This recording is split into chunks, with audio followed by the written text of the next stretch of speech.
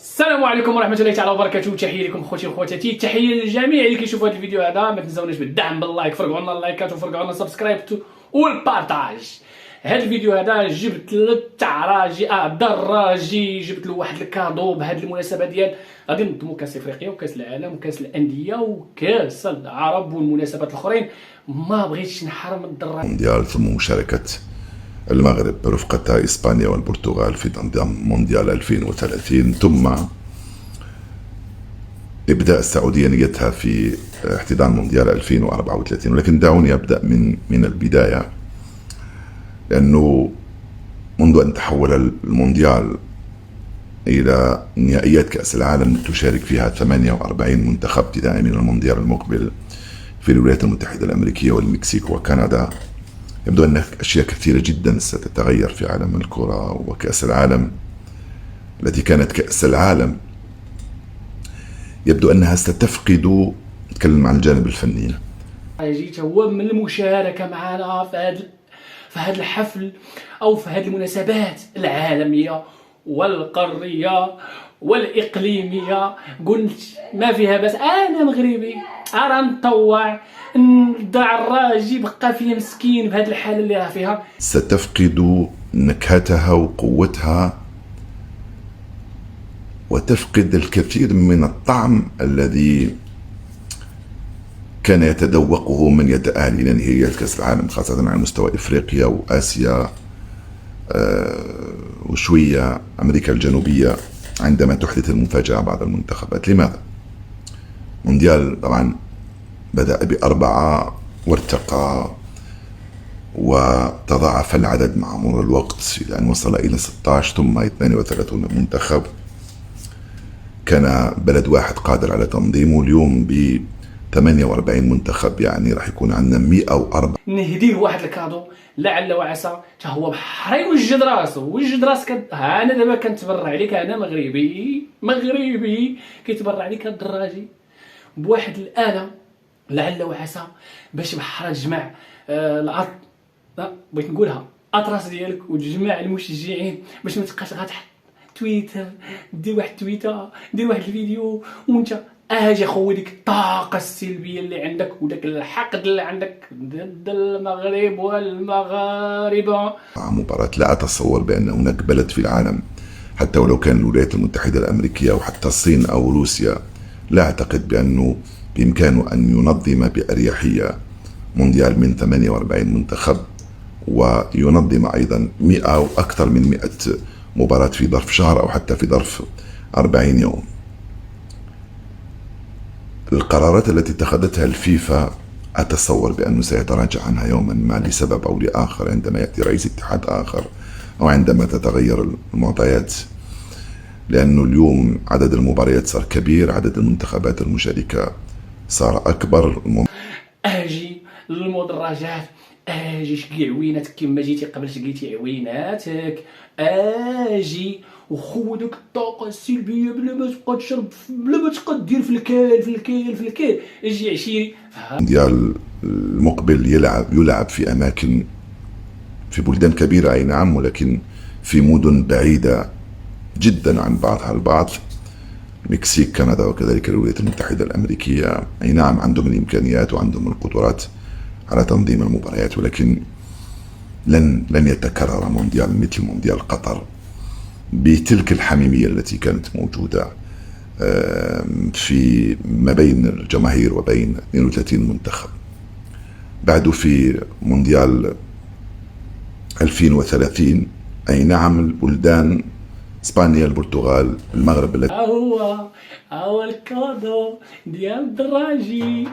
شحال زوين، شحال غزاله الدراجي والله. حتى جايه معاك على العفريت. احنا برعناك. اجي اخويا، اجي ها هو كادو ديال الدراجي وجدناك. تعريجه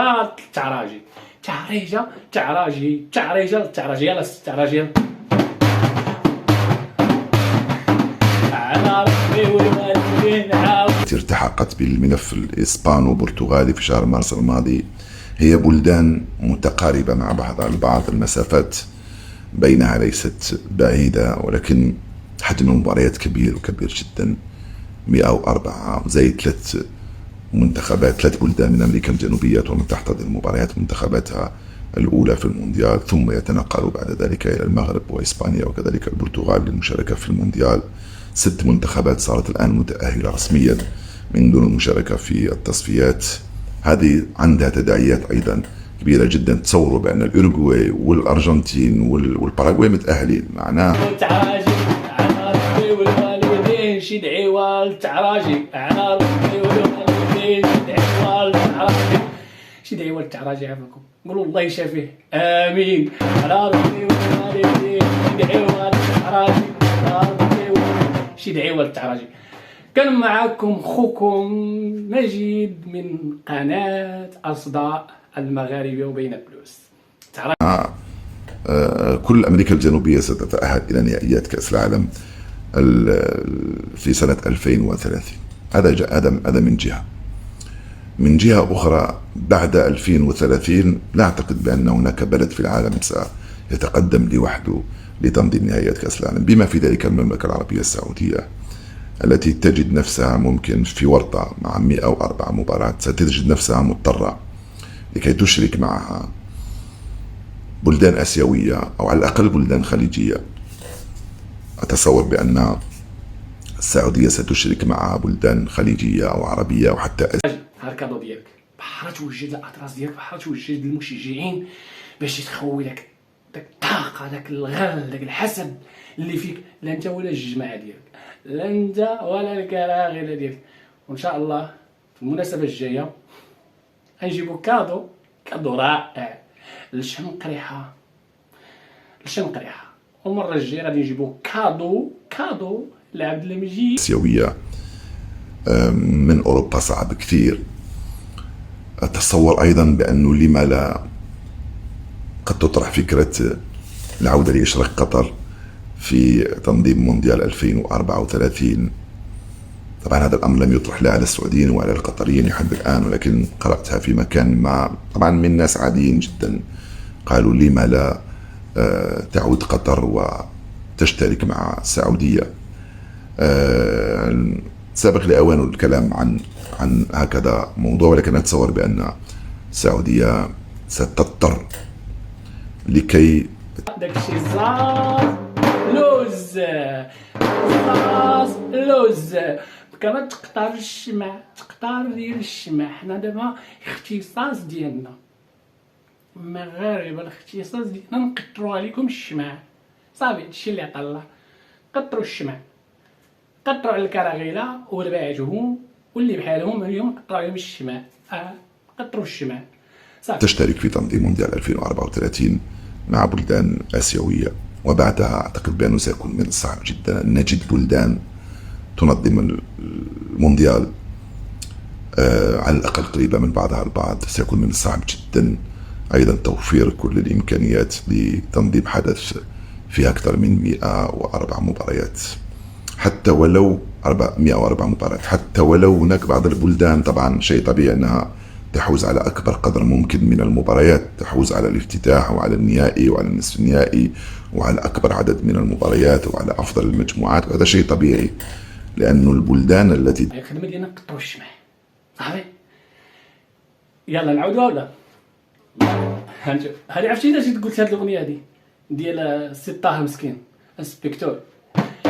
لا ربي والوالدين يدعيوها للتعراجي. ودابا هاني وجدت حتى الأغنية اللي تغني.